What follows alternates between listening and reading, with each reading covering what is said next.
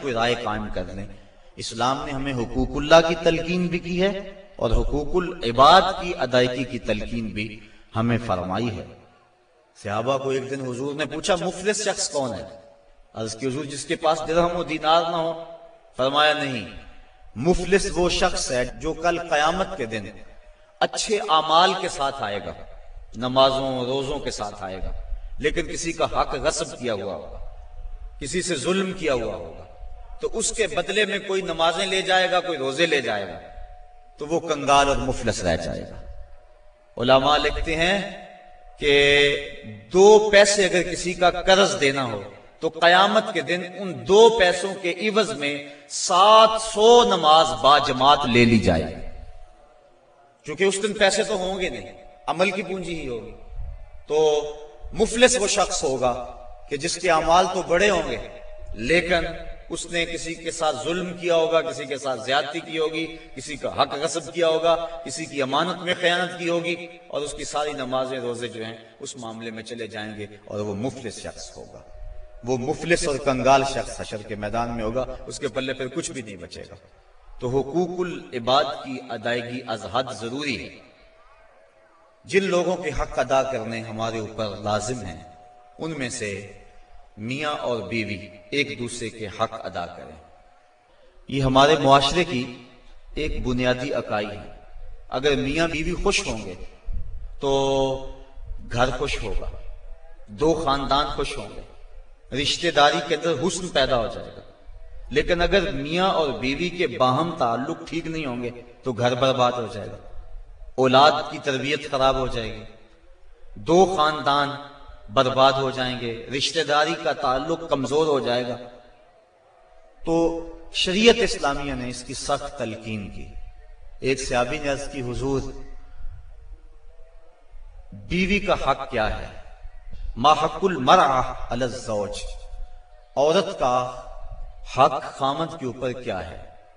تو حضور علیہ السلام نے فرمایا کہ جو آپ کھائے وہ اس کو کھلائے۔ یعنی یہ نہیں ہے کہ میاں اور بیوی کے کھانے میں اور ان کی غذا میں فرق ہو، جس طرح کا کھانا خود کھائے اس طرح کا اپنی بیوی کو کھلائے۔ اور دوسرا فرمایا کہ جس طرح کا خود لباس پہنے اس طرح کا اپنی بیوی کو لباس پہنائے۔ تیسرا حق حضور علیہ السلام نے یہ بیان فرمایا کہ تو اس کے چہرے پہ نہ مارے، گھر میں 100 شکر رنجی ہو جاتی ہے، ولا یضرب الوجہ، چہرے پہ نہ مارے۔ آقا کریم علیہ السلام نے فرمایا لا تضربوا اماء اللہ، اللہ کی لونڈیوں کو مارو نہ، منع فرمایا گیا۔ بعض مرد اپنی حاکمیت جگانے کے لیے، اپنے تغلب کو ظاہر کرنے کے لیے عورت پر تشدد کرتے ہیں اور سمجھتے ہیں کہ یہ ہم نے بڑی بہادری کی ہے۔ یہ کوئی اچھا کام نہیں ہے وہ جو اس نے کیا ہے، شریعت نے روکا ہے، منع کیا ہے۔ عورت مارنے سے درست نہیں ہوگی بلکہ معاملہ اور خراب ہو جائے گا۔ عورت کو بارے میں حضور نے ارشاد فرمایا یہ ٹیڑھی پسلی سے پیدا کی گئی ہے، اگر اس کو بالکل سیدھا کرنا چاہو گے تو یہ ٹوٹ جائے گی، اور اگر تم جو ہے وہ کوشش نہیں کرو گے تو ٹیڑھی کی ٹیڑھی رہے گی۔ اس لیے اس کی اصلاح کی کوشش بھی کرو، لیکن یہ تصور کہ بالکل درست ہو جائے۔ عورت کی کچھ چیزیں عورت کا حسن ہے۔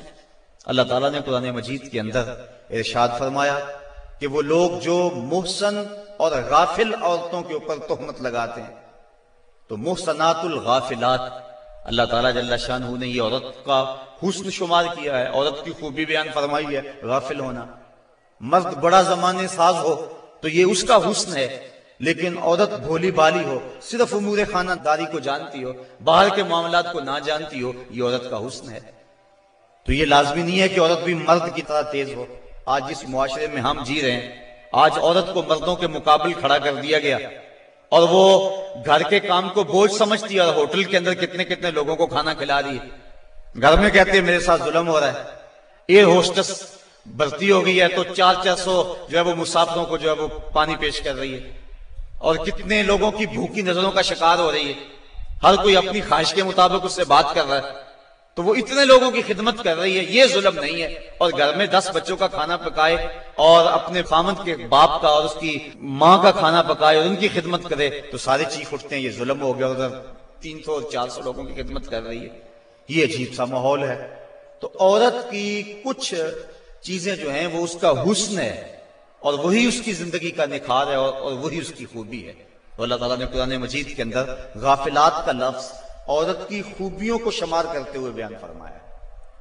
تو یہ چونکہ پسلی ٹیڑھی رہے تو پسلی کے ٹیڑھا ہونے میں بھی ایک حسن ہے. اگر سیدھی ہو جائے تو حسن زائل ہو جائے گا. اس لیے فرمایا کہ یہ ٹیڑھی پسلی سے پیدا کی گئی ہے تو یہ بالکل سیدھی بھی نہیں ہو سکتی ہے. اس کی ناقص العقل ہے, اس کے اندر کچھ کمی ہے. اور ایک موقع پہ حضور نے ارشاد فرمایا اگر اس کی کچھ عادتیں تمہیں ناپسند ہیں تو کچھ ایسی عادتیں بھی تو ہوں گی جو تمہیں پسند ہوں گی. یدی ساری عادتیں دیکھو نا, مجموعی طور پہ دیکھنا ہے, وہ تمہاری کتنی خدمت کرتی ہے, ماں باپ کو چھوڑ کے آئی ہے, بہن بھائیوں کو چھوڑ کے آئی ہے, تم سے پہلے اٹھتی ہے, تمہارے بعد سوتی ہے. اور کبھی کبھار ایسا ہوتا ہے کہ میاں بیوی اکٹھے کہیں گئے ہوتے ہیں تو راستے کے اندر دونوں آ رہے ہیں, بچہ بیوی نے اٹھایا ہوا ہے جبکہ طاقتور مرد ہے, اور پھر جب واپس گھر پہنچتے ہیں تو خاوند کہتا ہے کہ جلدی جلدی پانی بناؤ, اور وہ کبھی برف توڑ رہی ہے, کبھی چینی میں لا کے پانی تیار کر رہی ہے, اور پھر سب سے پہلے خاوند کو دیتی ہے, بچتا ہے تو خود پیتی ہے. کمزور بھی بیوی ہے, دونوں ایک طرح کی دھوپ میں چل کے آئے ہیں, بچہ بھی بیوی نے اٹھایا ہوا تھا, اور آ کے خاوند بیوی کو کہتا ہے کہ یہ کام تو کر, لیکن پھر بھی اس کی زبان پہ شکوہ نہیں آتا. اس کو کہتا تم پانی تیار کرو, پانی پیتا کہتا اب کھانا پکاؤ. اس گرمی میں پھر بیوی باورچی خانے میں چلی جاتی ہے, کھانا پکا کے آدھے گھنٹے کے بعد پھر مرد کے سامنے رکھتی ہے, وہ کھاتا ہے, کھا کے پھر کہتا ٹانگے دباؤ. اور شکوہ نہیں کرتی کہ عجیب بات ہے تیرے ساتھ میں بھی اسی طرح تھکی ہوں, میں نے بچہ بھی اٹھایا ہوا تھا, میں نے پھر پانی تیار کیا, اب کھانا سخت گرمی میں بنایا. یہ اس کی اچھی عادت ہے. تو فرمایا اگر تم اس کی کچھ عادتوں کو دیکھ کر پریشان ہوتے ہو تو کچھ اس کی عادتیں ایسی بھی تو ہوں گی جو تمہیں پسند ہوں گی. تو اگر یہ تم سوچ لیا کرو تو میاں بیوی کے اندر محبت کا رشتہ مستحکم ہوگا, کمزور نہیں ہوگا. بلکہ ایک انگریز نے لکھا, وہ کہتا ہے کہ کوئی شے بھی جو ہے اس کے کوئی نہ کوئی فائدے ضرور ہوتے ہیں. وہ مثال دیتا ہے, وہ کہتا ہے جو گھڑی بند پڑی ہے نا, ایک دن میں 2 مرتبہ وہ بھی سچ بولتی ہے. مثال کے طور پہ گھڑی بند ہوگی 12 بجے, تو جب دن کے 12 بجے ہیں اس وقت گھڑی سچ بول رہی ہوتی ہے. رات کو جب 12 بجتے ہیں تو گھڑی سچ بول رہی ہوتی ہے. کہتا جو خراب گھڑی ہے وہ بھی دن میں 2 مرتبہ سچ بولتی ہے. تو اگر کسی شخص کی خرابیاں تمہیں نظر آئیں تو اس کی کوئی خوبی بھی ڈھونڈ لیا کرو. مکھی کی طرح نہیں کہ سارے بدن کو چھوڑ کر جہاں زخم ہو وہاں ہی بیٹھنا ہوتا ہے, جہاں خوشبو ہو وہاں بھی تو جاؤ.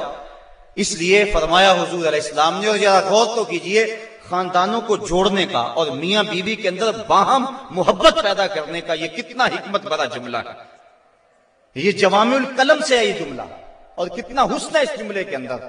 فرمایا اگر اس کی کوئی بات تمہیں ناپسند ہے تو کوئی اس کی ایسی بات بھی تو ہوگی جو تمہیں پسند ہے, اور تم اس کو دیکھ لو. بلکہ صوفیہ فرماتے ہیں اگر خوبی دیکھنے کا شوق ہو تو کسی اور میں دیکھو, اور برائی دیکھنے کا شوق آئے تو اپنے اندر دیکھو.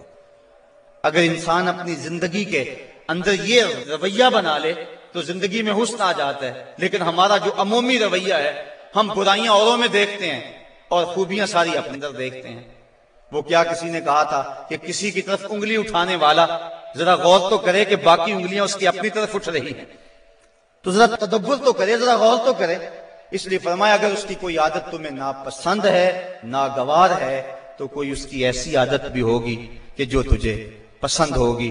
اس عادت کو دیکھ کر کے تم اس کے ساتھ محبت کر سکتے ہو. اور آقا کریم نے یہ بھی فرمایا